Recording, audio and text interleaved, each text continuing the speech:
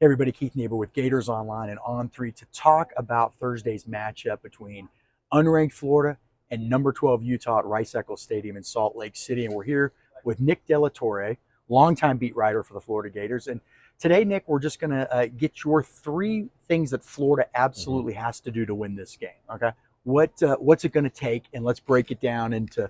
Let's just compartmentalize it. Here's what they got to do. It's that simple. So. Starting off the top, what do you got? What's number one? They've got to score more points, and then I'm out, and then the segment's done. I think when you look at Graham Mertz, he's had turnover issues, turnover problems.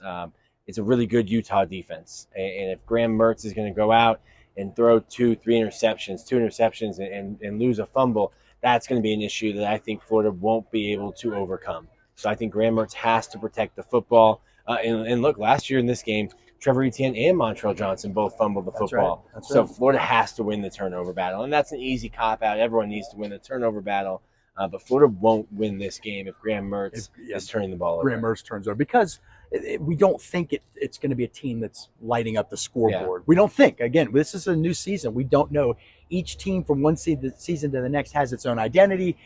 So you don't really know. But on the surface, it seems like it's going to have to be a team that's efficient. And efficient – that's the definition of it. It means not turning it over, making the most of your opportunities. So, okay, that's number one. Graham Mertz got to take care of the football. Number two, Florida's got to do this to win the game. Tackle. Last year, it's hard. The way that practices are being run now, safeties at the forefront of everyone's mind. You're not tackling to the ground. You're not doing 2-a-days and 3-a-days like some of the coaches might still like to do. So the big thing for me is you're going to have to, especially with Cam Rising out, Utah focusing on their running game, you're going to have to get the guys on the ground. Don't turn a 5-yard gain or a tackle for loss into a 15-yard play. It's been an issue for Florida for a couple of seasons as well. Are we hearing, and you're covering the team on a day-to-day basis, are you hearing that the tackling is significantly better than it was a year ago at this time? Or is it just a little bit better, or is it still a great concern? I think what I really like that Coach Armstrong has been doing is breaking the tackle up into different elements. It's not just, hey, go hit this guy really hard. It's, okay, well, if this is the angle that you're running at, what kind of tackle are you going to go for? So I think they're breaking up the tackle. Since you can't just go out there and beat up on each other for 15 practices, they've broken it down. Now, listen, no coach says their team stinks in the spring or the fall. Yeah, so they've been saying everyone's great, everything's fantastic. So I'll believe it when I see it.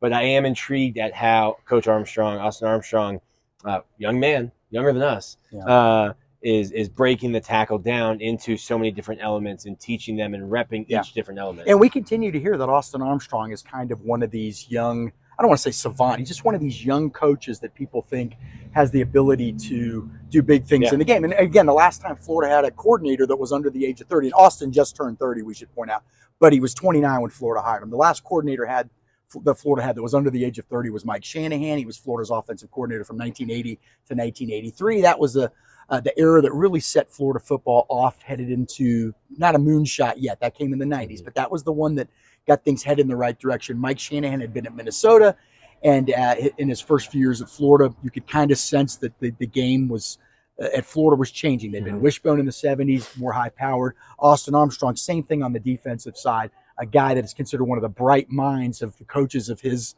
age group, quite frankly. All right, so number one, Graham Mertz taking care of the ball. Number two, they got to tackle better.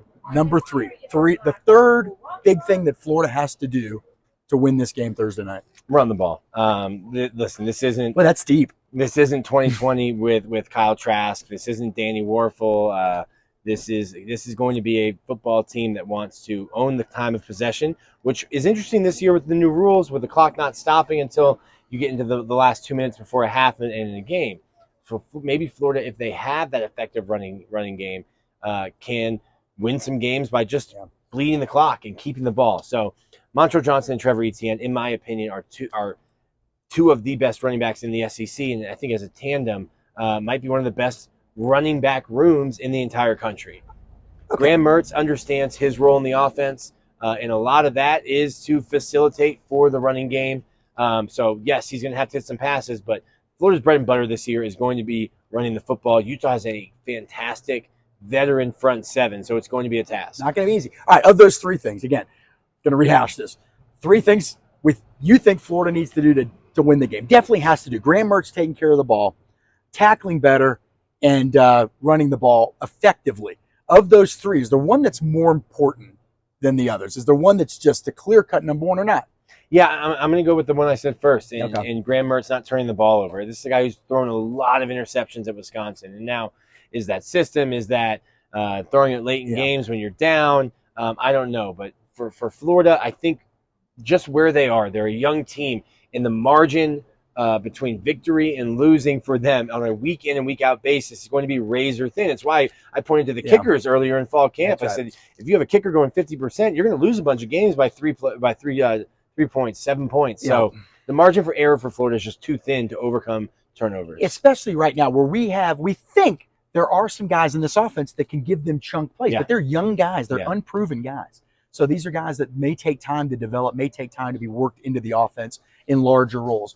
Keep an eye on Eugene Wilson, obviously, in game one. If that's a guy that can stretch the defense, can create chunk plays, maybe that changes a little bit. But at least right now, we think this is a team that's got to win by being efficient and playing good defense. For Keith Niebuhr, this is Nick Della Torre, and this is Gators Online. Make sure you like, comment, and hit the subscribe button. And we will see you tomorrow. Tomorrow's game day, Thursday night at Rice-Eccles Stadium in Salt Lake City, Florida versus number 12 Utah. We appreciate everybody stopping by. Take care.